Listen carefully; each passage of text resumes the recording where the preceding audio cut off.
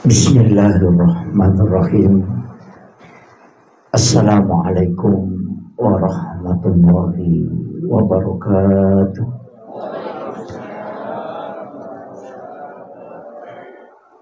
Alhamdulillahi rabbil alamin. Wa bihi nasta'inu ala umuri dunya waddin.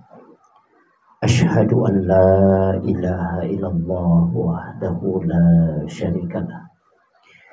Wa ashhadu anna Muhammadan abduhu wa rasuluhu al-mab'uts rahmatan lil alamin. Allahumma shalli ala sayyidina Muhammadin tibbil qulubi wa dawaiha wa afiyatil abdani wa shifaiha wa nuril absari wa diyaiha wa ala alihi wa sahbihi wa sallim. Hadratul muhtaramin wal muhtaramat ikhwan fillah, kami muliakan dan kami ta'zimi bil khusus sahibul bait dan juga terkhusus sahabat-sahabat dari lembaga dan badan otonom PCNU Kabupaten Tanah Toraja, terkhusus sahabat-sahabat dari bangsa dan langsung orang tua kita, para alim ulama, para tokoh masyarakat dan ibu-ibu, terkhusus ibu ketua muslimat PCNU. Alhamdulillah, malam ini kita mengadakan pengajian yang kaitannya dengan akikah, tasyakuran, sebenarnya syukuran.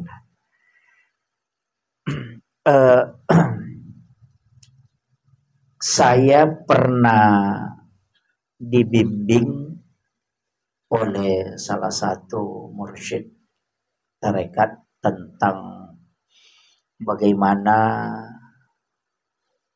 cara merawat anak dalam sisi agama. Jadi merawat itu artinya mulai sejak dia di dalam kandungan itu sampai anak itu besar. Tapi itu agak berat. Saya sendiri susah terus terang. Karena kalau itu yang mau diterapkan, ada beberapa yang saya pakai sampai hari ini untuk anak-anak kita. Karena agama ini ada ilmu di dalamnya yang ulama kita sering mengatakan ilmu hikmah. Sebenarnya ilmu hikmah itu ilmu hikmah juga itu adalah ilmu. Cuma karena dia ilmu yang lahir dari ilmu, itu sehingga disebut ilmu hikmah. Nah, misalnya kenapa Rasulullah memerintahkan mengakikah anak dengan 2 ekor kambing untuk laki-laki. Untuk perempuan 1 ekor. Kalau tidak mampu ya cukup 1. Kenapa kambing yang diambil sebagai dasar? Itu semua ada hikmahnya. Jadi saya ingin kasih tahu begini. Perintah akikah itu sebenarnya kan memang 7 hari kelahiran. Tapi kalau tidak sempat, itu baru bisa ditambah 7 hari. Cuma kadang-kala kita ini kalau di kampung biasa, dia tambah bukan 7 hari. Tapi tambah 1 hari.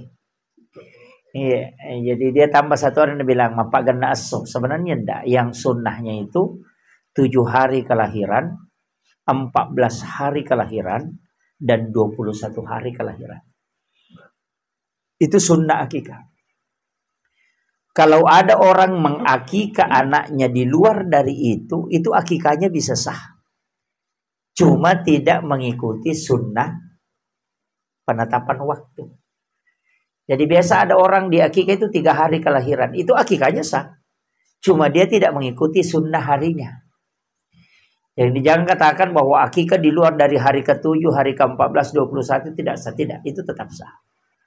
Cuma tidak mengikuti sunnah hari.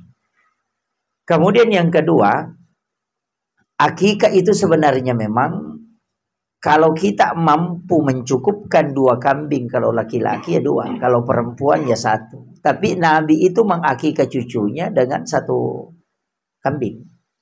Makanya dia mengatakan kamshan. Itu Hasan dan Husain itu kan tetap 1. Karena mampunya seperti itu. Tapi wasiatnya, saya pernah tanyakan, kenapa laki-laki mesti 2? Karena memang ternyata laki-laki itu nanti tanggung jawabnya juga memang dua. Makanya dalam pembagian warisan juga begitu. Jadi laki-laki itu dapat dua, perempuan dapat satu. Istilahnya orang Bugis malempai rone mak jujung makun rei. Dan saya juga pernah protes itu ketika ngaji sama guru. Wah, ini tidak adil. Karena kenapa perempuan dikasih setengah dari bagian laki-laki? Dia mengatakan sebenarnya itu sudah adil. Karena wanita itu ketika menikah dapat 3. Karena 2 bagian suami, 1 bagian dia. Nanti kalau suami menikah itu sudah dapat 3 juga. Itu sudah berketemu. Makanya pernikahan itu adalah menyempurnakan agama. Itu salah satu alasannya beliau. Nah, kemudian ini yang tidak mampu biasa kita lakukan. Saya sering sampaikan ini. Kalau akikah, hendaknya itu tulang binatang akikah itu tidak dipotong. Itu yang paling utama. Cuma ini agak berat. Jadi tulang yang memanjang itu tidak dipotong dan tidak diremuk. Jadi semua tulang yang melingkar itu tidak diremuk. Jangan dipotong. Itu sesuai dengan jumlah. Jadi tulang kambing itu sesuai dengan jumlah tulang bayi. Jadi apa hikmahnya? Kalau ada orang mengakikah anaknya, tulang binatang yang dipakai akikah itu tidak dia potong, itu anaknya tidak akan patah tulangnya hingga meninggal. Itu, itu hikmahnya, besar sekali itu. Artinya tidak dipotong begini, tulang rusuk kan itu melekat di bagian perut dan di bagian punggung, itu tetap dilepas, cuma jangan dipotong-potong kecil. Iya, itu anunya, Pak. Saya ngajinya itu dulu istilahnya saya hampir ndak terima. Saya bilang kalau ini mau dilakukan susah. Nanti pernah saya lihat di YouTube itu orang di Yaman itu ketika dia kambing akikah, memang dia gantung, kemudian dia pakai pisau kecil iris itu, hanya mengikuti dagingnya saja. Tulangnya itu tidak dilepas dari rangkanya. Baru diambil kulitnya, dibungkuskan tulangnya, kemudian ditanam. Itu yang paling utama. Supaya anak kita tidak kena penyakit kulit.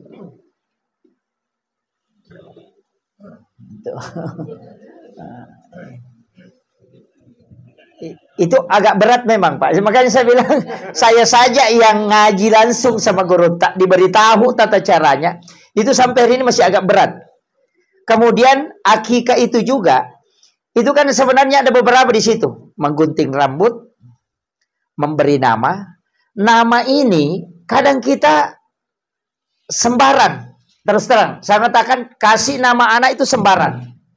Kalau dalam tasawuf, itu kita cari nama, barang 3 atau 4. Kita istiharakan satu-satu, baru langsung diberikan ke anak. Kalau anak itu menangis ketika disebutkan, dibisikkan di telinganya, jangan kasih nama itu.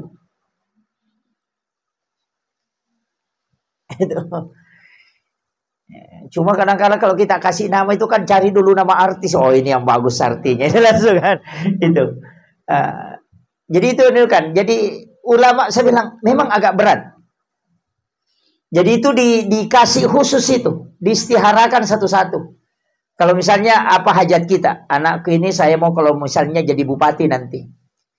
Carikan nama, kemudian kita istiharakan. Kemudian nanti itu dibisikkan. Iya. Jadi biasa kan Fulan bin Fulan. Nah, itu kan kalau di Kalimantan itu biasa saya ridhohkan dan berikan nama atas kamu dengan nama ini. Kalau dia tersenyum, dia mengatakan kalau anak itu tersenyum, itulah nama yang kau kasih kepadanya. Tapi ketika dia menangis jangan ambil. Itu berat untuk dia. Itu jadi itu. Kemudian saya kembali.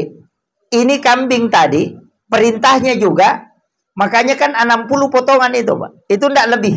Itu persis dengan tulang-tulang kita. Tulang yang memanjang itu jangan dipatahkan. Jadi jangan dipatahkan itu yang tulang memanjang. Kalau kepalanya kan tidak masalah. Kepala itu kan tidak masalah. Yang maksud saya itu kayak tulang tulang betisnya kambing, kaki tulang paha, itu jangan diremuk itu. Makanya dagingnya saja diambil, itu paling aman. Baru kulitnya pakai bungkuskan, kemudian ditanam. Itu untuk akikah. Sebenarnya bab akikah itu kan dalam fikih gandengan dengan bab kurban. Itu satu bab. Akikah dengan kurban itu kan satu bab. Kemudian yang sering kita juga keliru, itu kalau masakan akikah itu dimasak dengan masakan yang manis. Jangan dikasih lombok. Iya. Jangan. Jadi kalau masak masakan akikah itu kan, itu hadis Nabi, betul Pak. Masaklah masakan akikah untuk anak-anakmu itu dengan masakan dengan bumbu yang manis. Jadi makanya orang tua dulu itu nak kasih gula. Kasih gula bumbunya, tapi lomboknya tetap dia pisah, tidak dicampur. Kenapa? Supaya anak-anakmu itu semua orang cinta kepadanya. Kasih sayangnya orang tinggi. Cuma ini yang agak berat. Kalau akikah, sebenarnya tidak undang orang. Tidak ngundang orang. Akikah itu bersedekah. Jadi kita yang masak kemudian diantarkan. Itulah bedanya dengan kurban. Kalau kurban itu dibagikan dalam keadaan mentah, kalau akikah dibagikan dalam keadaan masak. Sebenarnya tidak salah, Bu. Jadi dia bilang, wah salah lah ini. Tidak salah. Apa keistimewaannya? Kalau orang anaknya di akikah kemudian dia mengantarkan, itu anak itu kalau dia kerjakan tidak usah pusing, Pak. Istilahnya kalau ada urus, jangan makin urus sih. Selesai itu baru tinggalkan. Maka dia gerutai perenung itu. Kemudian rezekinya itu dimudahkan. Itu kuncinya. Makanya diantarkan. Supaya banyak orang yang menikmati itu. Kemudian ajak terima pas solo. Ini yang agak berat ini juga. Saya di Guru Tak itu kan kasih tahu begini. Saya sebenarnya itu semua ada hadisnya, Pak. Cuma ada ulama mengatakan ini masuk dalam kategori hadis dhaif, ada mengatakan ini hadis hasan. Saya ngaji itu memang direntekan, cuma saya tidak anukan. Begini, ulama kita bilang begini. Kalau anakmu kau akikah dan tidak menerima amplop, lihat nanti. Belum selesai kuliah, itu sudah banyak orang yang menawarkan pekerjaan. Tapi ya kau mahakeka kau mau terima pas solo, ya kau selesai itu sila ada sampai jamat tu napa wadilos. Itu kuncinya.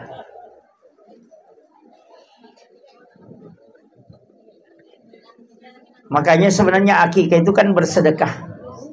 Ya. Makanya saya sering tahu masyarakat, ini kan susah Pak dilabrak.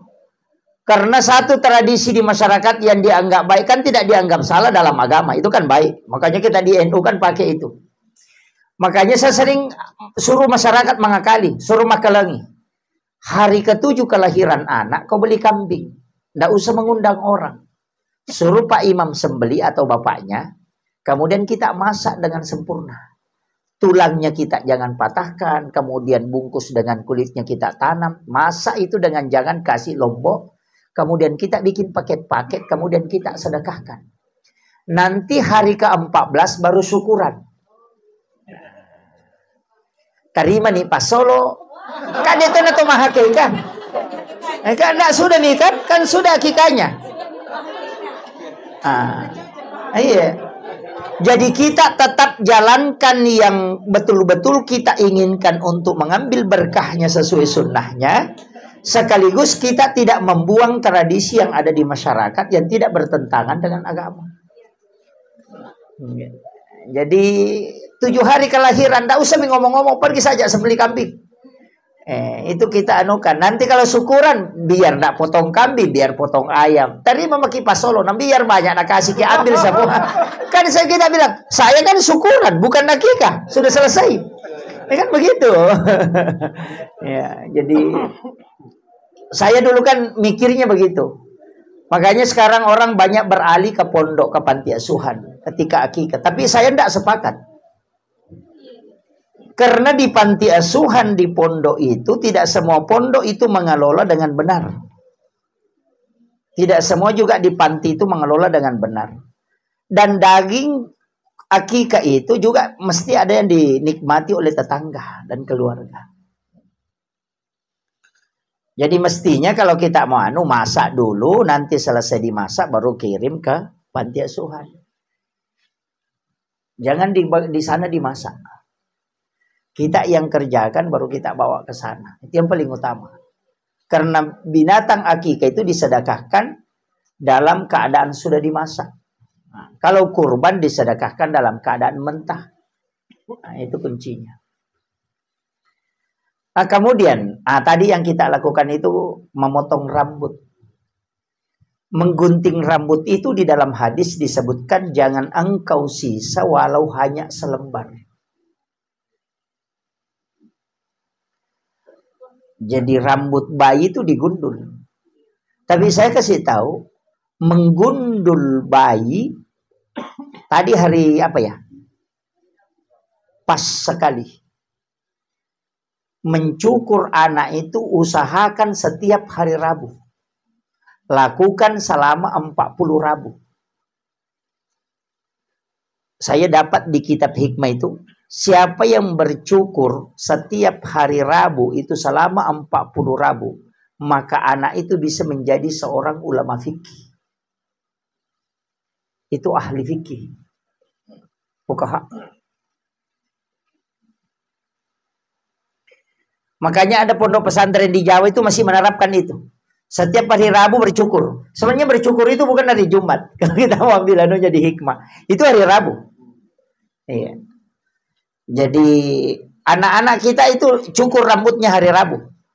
Jadi setiap hari Rabu. Cuma kalau bayi seperti itu dicukur pertama, itu rambutnya diambil, kemudian ditimbang. Berapa beratnya, kemudian dibelikan emas. Jangan uang. Belikan emas. Emas itulah yang disedekahkan. Supaya anak kita dimanapun dia berada tidak akan pernah jadi anak buah. Itu kuncinya. Dan dia tidak pernah rendah kedudukannya. Maka dia orang istilahnya itu maka dia tanya roh pemujajangan. Kenapa? Karena emas itu yang tidak pernah turun nilainya. Makanya saking pentingnya dinilai dengan emas, sampai-sampai Rasulullah mengatakan, kalau kau tidak mampu dengan emas, gunakan perak. Nah, di toga agak ulu anak-anak nada api telu garang. Apalagi kalau tadi bayi tipis sekali. Itu dicukur habis. Cuma kita, orang tua kita, iro ulu nana ikelu inapai pertama kok kalau kue. Padahal iro kalau kue tanya ulu pasangan nah es batu si basiro. Cuma kenapa kita pakai kelapa itu senongan. Tadi kembali ke tafaul. Karena yang bisa hidup di mana-mana itu cuma kelapa. Jadi hajatnya itu mudah-mudahan anakku ini dimanapun dia berada, dia bisa menjadi orang sukses.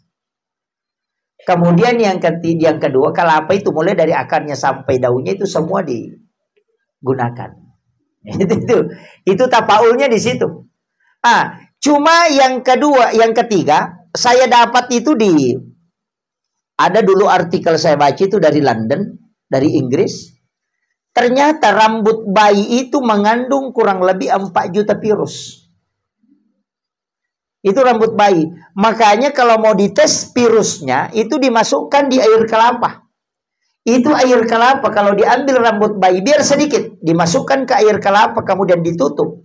Dalam jangka 1 malam saja, itu isinya kelapa itu rusak.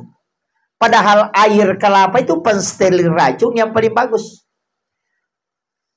Makanya Nabi menyuruh kita mencukur habis, jangan sisa hanya selembar. Makanya di London itu aturan, setiap bayi yang mau tinggalkan rumah sakit, mesti dicukur habis rambutnya. Dari situlah kenapa anak-anak yang baru lahir itu dikasih lapisan di bagian kepalanya, utamanya di ubun-ubun. Agak istilahnya wete-wete. Iya, ada yang hitam-hitam yang terkupas. nanti 7 hari baru terkupas. Itu pelapis virus supaya tidak masuk. Secara alami itu, Pak. Iya, yang kerak-kerak hitam itu. Jadi kalau mandi kan biasa digosok-gosok itu supaya lepas. Itu nanti 7 hari baru lepas. Karena nanti 7 hari juga disunahkan untuk dicukur supaya itu virusnya tidak masuk. Jadi Allah itu sudah secara alami memberikan saringan supaya anak itu tidak terserang. Itu kuncinya, Pak Bu. Makanya anak-anak kita itu kalau 7 hari ya cukur. Apalagi sekarang kan sudah ada pencukur kumis itu yang paling halus itu kan bisa dipakai. Tidak usah pakai gunting. Baru itu anak itu bersih betul mukanya itu kalau sudah dicukur habis rambutnya.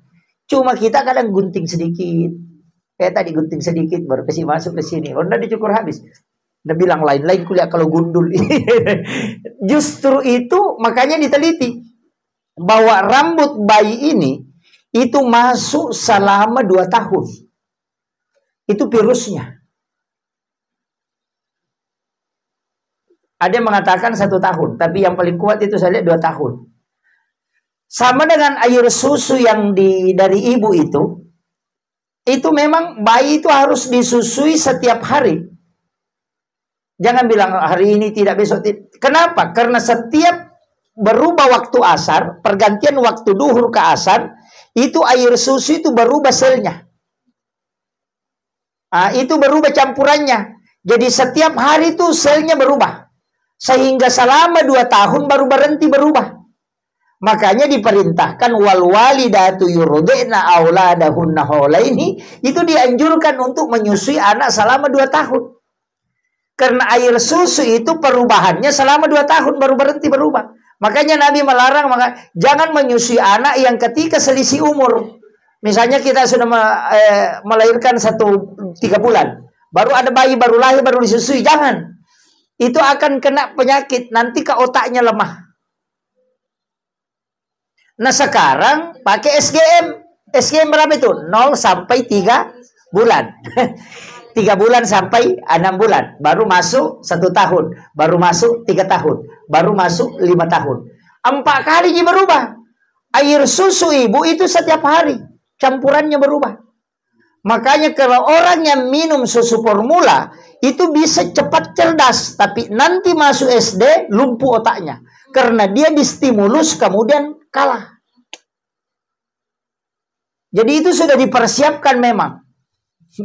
Sama ayam potong, distimulus 29 hari bisa dimakan. Kan begitu. Makanya itu anak kita itu sudah diatur betul itu. Dan air susu ibu yang pertama yang warna kuning, usahakan anak yang ngambil. Itu antibodi yang paling kuat. Jangan dikasih bapaknya. Ini jadi masalah itu. Bapaknya yang ngambil. Itu. Ini. Jadi settingan Allah itu Pak luar biasa. Makanya saya bilang, kalau kita ngaji kitab di hikmah itu, makanya ulama-ulama kita seperti Guru Sekumpul Martapura, Kisip Al-Maliki, itu ngaji kitab hikmah, justru larinya ke tasawuf. Karena di situ baru dipahami bahwa hikmahnya besar sekali. Cuma hal-hal itu susah Pak. Karena orang yang tahu itu adalah orang yang tembus. Dibukakan pintu kasyaf. Nah kayak saya ini tidak bisa.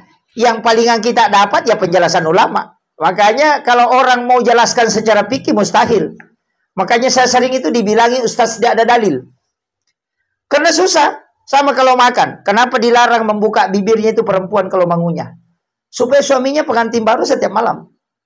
Karena wanita kalau mengunyah itu dia tutup bibirnya. Itu kan bibir bawahnya juga tertutup. Itu masuknya. Makanya Rasulullah itu melarang wanita membuka bibir ketika mengunyah. Itu hikmahnya lari ke situ. Bapak ibu cari dalilnya tidak bisa dapat. Jangan begitu. Tidak bisa dapat itu. Kenapa makanan kita tidak boleh langkai? Ketika ada makanan di depan itu kau ambil.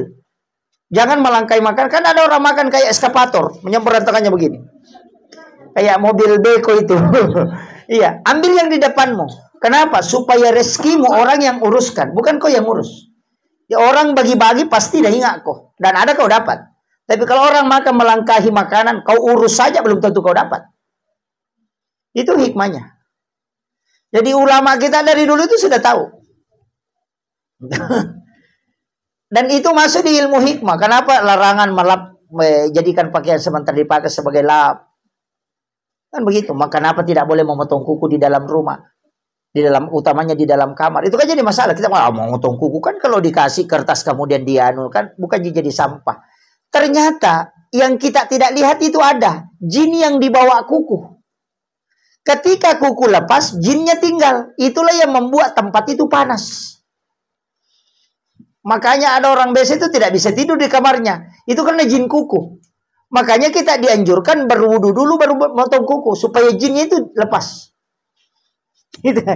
Makanya ilmu-ilmu seperti itu susah, Pak. Kalau mau dibicarakan dalil, berat itu. Karena kita kalau fikih itu kan masalah hukum. Dia tidak membicarakan hikmahnya. Maka daging babi itu haram. Pokoknya haram, selesai. Nanti yang dia cari kenapa haram? Oh ternyata misalnya mengandung cacing pita. Hikmahnya itu baru didapat. Kan begitu. Tapi tidak bisa berubah hukum karena hikmah. Misalnya, kalau orang temukan obat yang bisa membunuh cacing pita, jangan katakan babi sudah bisa dimakan.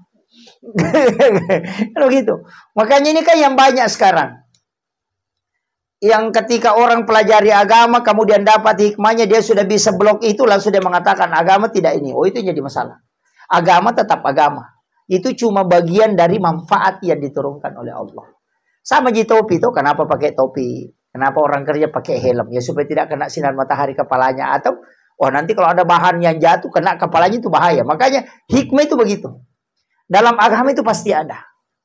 Kenapa kita kalau takbir mengangkat tangan seperti ini? Kenapa berdasarkan begini? Kenapa kalau ruku mengangkat sedikit kepala? Kenapa kalau tahiyat? Itu kan ada semua hikmahnya. Jadi ilmu hikmah itu adalah ilmu yang mempelajari hakikat yang terdapat dalam perintah agama. Boleh jadi satu masalah orang temukan. Makanya saya kasih tahu. Jangan coba-coba sikat gigi itu di pintu WC. Kenapa? Itu pasti pelupa itu. Membaca tulisan di batu nisan. Itu juga bikin lupa itu. Kadang kalau kita ke kuburan dibaca semua. Haji anu. Wa anu. Jangan. Itu membuat otak lemah. Termasuk kalau dia itu memakan kepala ikan. Itu juga. Otak ikan itu yang bergaris-garis hitam itu kan itu yang melumpuhkan daya ingat. Makanya kau tahu Pak Kandri Rubali patah kelupan tuh.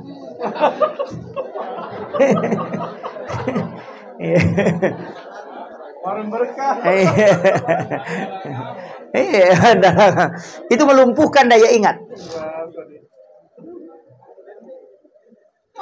Jadi makanya dalam agama ini Pak, memang kalau kita kaji lebih dalam, itu luar biasa. Ini sudah jam 8. Hah? Bapak-bapak ini belum sholat. Kalau saya sudah sholat. Sudah menjamak sholat. Nah, kemudian. Nah, ini penting saya nukan. Sebenarnya kan terlambat Pak. Istri kalau hamil, pas 4 bulan. Berarti malam ke 121. Di situ kita start kirim Fatihah. Tawassul namanya. Ada 5 itu. Rasulullah, Syekh Abdul Qadir Al-Jilani, Syekh Ahmad Ar-Rifai, Syekh Ibrahim Ad-Dasuki, dan Syekh Ahmad Al-Badawi. Itu lambat saya dapat. Itu ada di kitab Tabaqatus Syadiliyatul Kubra. Jadi kalau mau tidur berwudu, kemudian suruh pegang perutnya. Baru dia baca ila hadratin Nabi Mustafa sallallahu alaihi sayyidina Muhammadin Al-Fatihah. Baru khususan ila Syekh Abdul Qadir Al-Jilani. Kirimkan Fatihah. Baru Syekh Ahmad Ar-Rifai kirimkan Fatihah. Syekh Ahmad Al-Badawi. Syekh Ibrahim Ad-Dasuki. Itu ada 4 ulama wali kutub. Baru sudah itu minta berkahnya. Ya Allah, berikanlah berkah anak yang saya kandung ini sebagaimana berkah yang kau hadiahkan kepada 4 ulama ini. Itu ada di kitab Tabaqat. Saya punya guru sekaligus sahabat. Itu Pak Kiai Khalid Hasan. Itu ada nama anaknya itu ada dua. Hasan Murtada dengan Husain Mustafa. Itu kelas 4 SD itu sudah hafal Sahih Bukhari Muslim. Kelas 4 SD. Hafal Bukhari Muslim berarti 160.000 lebih hadis dia hafal. Itu baru kelas 4 SD.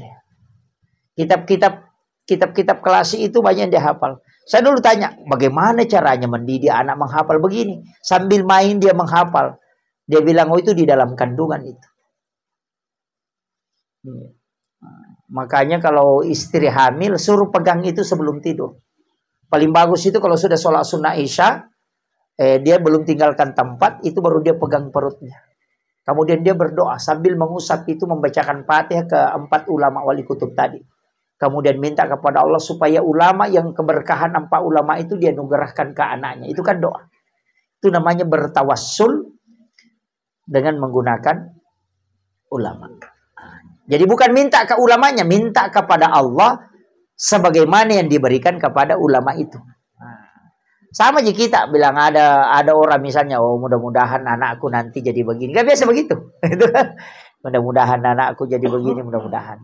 Soalnya kan kuncinya, tapi ini agak berat memang.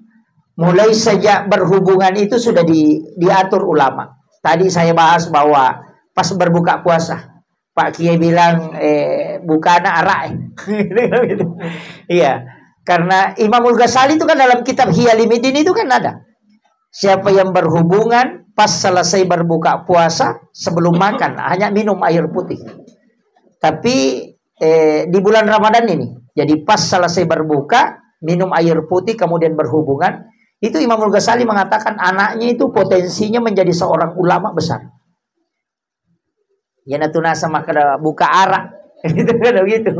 Cuma susah kalau imam karena melo masih lai sapa pu imam kada kinro silau pu imam itu yang berat itu. Iya. Kenapa? Karena alasannya itu tadi saya sampaikan bahwa itu belum pernah melakukan dosa dan waktu yang paling mustajabah doa di situ. Yang ketiga, syaitan itu pasti tidak ada. Karena makanya di Ramadan itu kan tidak ada syaitan. Jin itu tetap ada. Tapi syaitan itu kan tidak ada. Karena dia sudah dirantai. Tapi kenapa masih banyak orang melanggar, Ustaz? Masih banyak pelanggaran itu karena dua hal. Satu karena nafsu syahwat. Satu karena syaitan. Syaitan itu mempengaruhi kita. Dan syahwat kita juga mempengaruhi. Tapi ketika Ramadan dicabut satu. Tinggal syahwat, hawa nafsu. Makanya orang puasa itu untuk mengendalikan itu. Jadi jangan selalu salahkan setan. Nabi bilang setan lagi. Nabi bilang setan tidak pernah kuku ganggu. Kenapa saya selalu disalahkan? Nah saya sudah diikat. Makanya semua ibadah di Ramadan itu mudah. Orang mudah bangun sholat tahajud. Orang mudah bangun pergi sholat sunnah. Sholat sunnah saja rajin dilaksanakan. Baca Quran mudah, sedekah mudah. Tapi setelah lewat Ramadan kembali lagi susah. Karena setan sudah lepas. Ujian kita tinggal 2 lagi. Makanya semua ibadah itu kalau Ramadan mudah. Kenapa orang bisa mengaji sampai khatam 2 kali, padahal kalau di luar Ramadan tidak khatam-khatam? Iya, karena tidak ada setan. Yang kita lawan tinggal nafsu, hawa nafsu. Makanya puasa tujuannya mengendalikan, bukan menghilangkan. Kalau orang hilang nafsunya apa? Jadi masalah juga. Habis orang Islam kalau nafsunya tidak ada. Itu begitu. Itu cuma makanya dikendalikan. Makanya kalau puasa itu jangan balas dendam lah. Tidak makan kalau siang, makan 3 piring kalau malam. Mau balas dendam itu, Pak. Bukan puasa itu. Iya. Perut sebenarnya ini kan 9 usus. Ada yang mengatakan ada yang 7, tapi yang kalau dalam hadis itu kan kita punya 9 usus. Kalau orang mukmin itu makan dengan 1 usus. Jadi kita makan itu Pak cuma 1 usus. Makanya biasa 7 suap sudah kenyang. Kapan begitu? Ketika orang puasa 1 bulan dengan caranya puasa bagus. Itu kalau hari lebaran disuruh makan baru 1 buras. Nah makan kenyang. Karena ususnya yang 8 tertutup. Berkat puasa. Cuma karena cambu terus terbuka satu-satu. Kuat lagi makan. Makanya jangan heran kalau guru kayak Jabir Rahman Ambodale almarhum almarhumullah makan cuma 3 suap dia sudah kenyang, karena memang dia makan dengan 1 usus. Maka dawai mati ki di kota Telu Timpu Miandre itu karena di situ ulama begitu. Itu kan kuncinya. Jadi jangan katakan wah ini berat kenapa bisa apa nak pakai. Memang ditutup. Orang yang puasa saja kan begitu. Coba puasa, rutinkan puasa begitu selama 1 bulan. Nanti kalau mau makan itu sedikit aja tuh. Mereka kalau di lebaran sudah makan murah 1 makan ayam, weh kenyami, weh nggak bisa masuk kenyami, nah baru aja 1 dimakan. Tapi karena na cambuk terus, mere-mere pasti nasa matu na yambak sih, tari jolok nasa cinampa. Ini kan jadi masalah. Padahal itu sebenarnya fungsinya puasa itu untuk menutup, karena sebenarnya penyakit di situ. Jadi kalau mau anukan, tapi tidak usah juga menyiksa diri.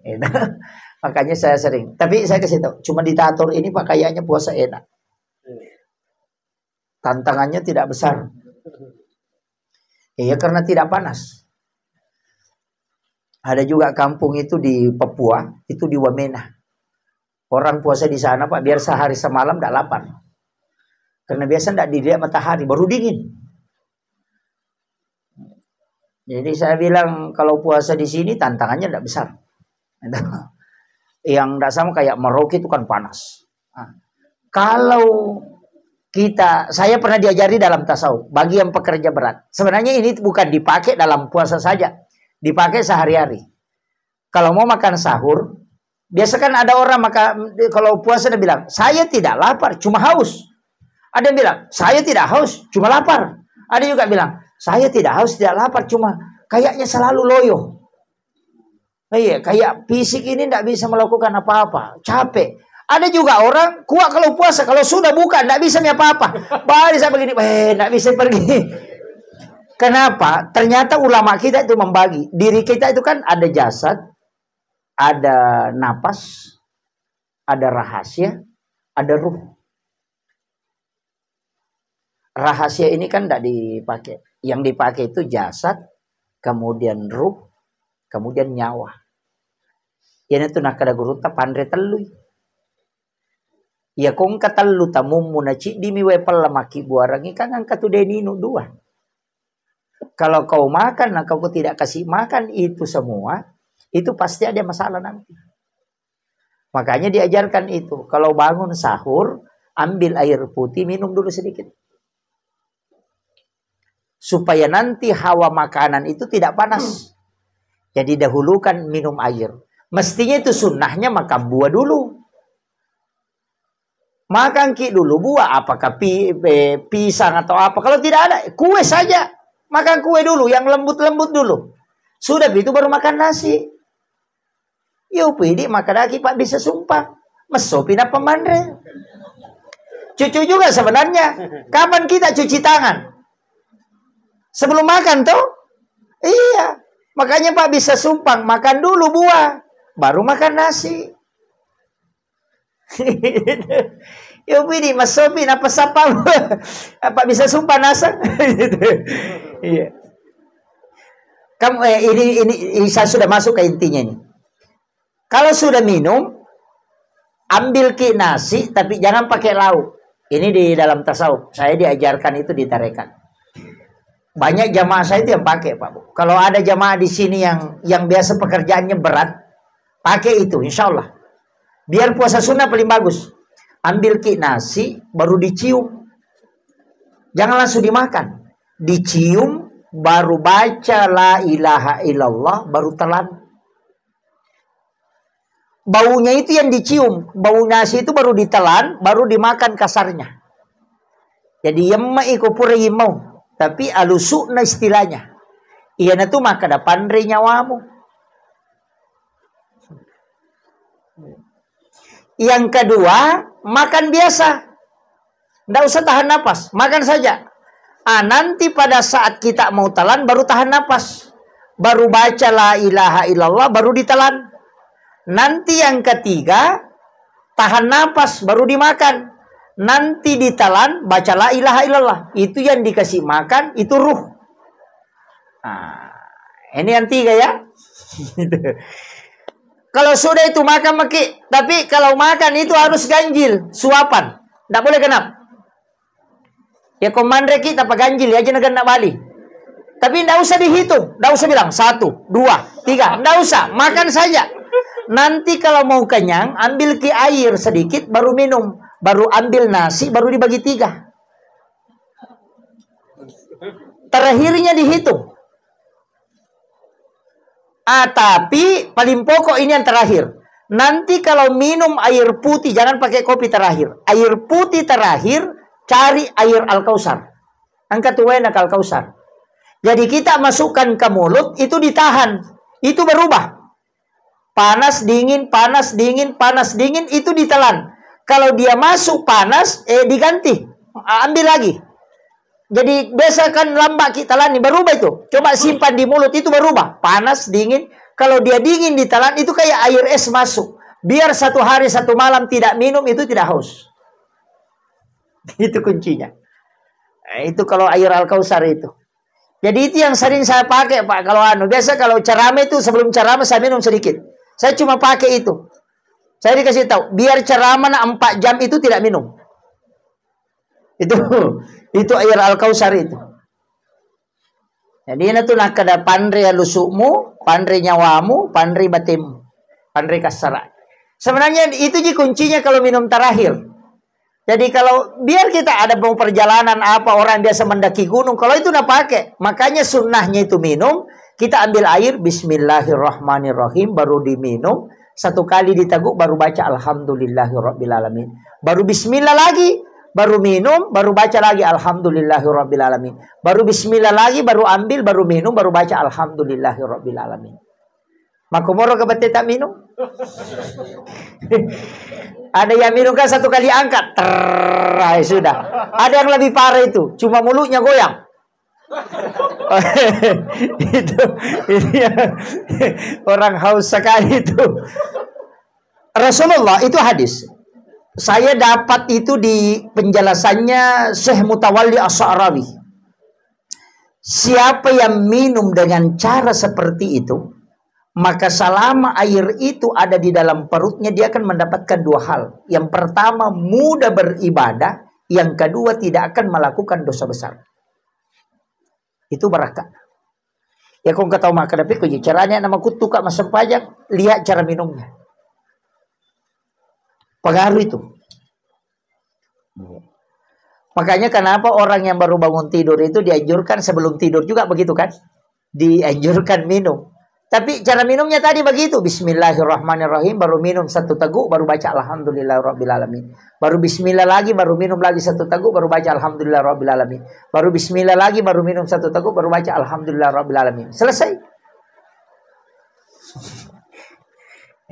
Biasa langsung habis saja. 1 kali basmalah. Itu dengan air ya. Itu. Ini sudah 1 jam lebih ini. Kemudian. Ini yang sekarang dienukan. Anak itu, ini penting saya sampaikan untuk yang bukan saja kepada yang syukuran hari ini, tapi kita semua yang hadir. Anak itu jam 4 subuh itu pasti bangun. Kalau ada anak kecil tidak bangun di jam 4 subuh atau menjelang subuh, kasih bangun. Kasih bangun. Kenapa? Karena itu waktu turunnya malaikat. Karena dia itu melihat. Makanya anak itu ngomong sendiri tuh. Jadi itu kalau biasa jam 4 subuh itu anak ngomong-ngomong sendiri. Begitu. Biasa mamanya marah-marah. Sejak nak motok melomopi mati dulu. Padahal itu dia melihat malaikat itu turun. Dan itu berbicara. Dengan para malaikat dengan bahasa bayi. Bahasanya. Di saat itu doakan. Baca surah Al-Insyirah, Alam Nasrah. Bacakan, tiupkan ke ubun-ubunnya. Kemudian ada itu dulu bilang orang Bugis, apa namanya? Sumpah-sumpah. Saya sering mengatakan begini, hindari cicak. Itu yang paling pokok. Kalau ada anak kecil, hindari cicak. Kalau ada di dalam kamar, usahakan cicak itu diusir atau dibunuhlah. Karena cicak itu ada jin di dalamnya, namanya Ummi Sibyan. Itu jin perempuan yang bisa membunuh janin dalam kandungan. Itu yang bisa membuat anak-anak biasa biru-biru itu punggungnya. kayak hitam-hitam. Kayak ada orang yang sudah cubit. Itu ummi sibyan yang bisa mencekik dengan jarak jauh. Makanya biasa ada anak menangis tengah malam, itu ummi sibyan. Makanya kita diajarkan itu tulis lafaz Allahu itu di antara kedua alisnya. Pakai cilak. Jadi nanti kalau misalnya anak bayi itu sudah dimandikan, ambil cilak, tertulis Allahu itu di alis antara dua alisnya. Baru dikasih tidur, itu tidak diganggu. Itu anunya, supaya tidak diganggu jin. Itu kan banyak biasa. Kalau orang Bugis bilang dekang. Saya tidak tahu kalau orang Toraja. Dekang itu sebenarnya itu kan kuncinya. Saya kira ini yang penting saya sampaikan. Salah satu hal yang kita syukuri malam hari ini bisa bersilaturahmi, dan yang paling pokok juga kita doakan mudah-mudahan anak Zara Nabila Ramzi ini menjadi anak yang solehah, dan kita doakan mudah-mudahan Allah berikan umur yang panjang dan menjadi rahmat untuk keluarga besar dan kita semua. Dan itu memang penting kita doakan. Jadi yang paling pokok itu sebenarnya tadi yang saya sampaikan, bahwa hindari cicak, karena itu bahaya untuk anak-anak kita. Makanya dari dulu itu kan Rasulullah mengatakan siapa yang membunuh cicak dengan 1 kali pukulan itu 150 hasanat. Iya. Kalau 2 kali itu pahalanya turun, karena itu termasuk sudah menyiksa. Itu kuncinya. Saya kira ini yang penting saya wasiatkan. Akhirul kalam, wallahul muwaffiq ila aqwamit thoriq. Assalamualaikum warahmatullahi wabarakatuh.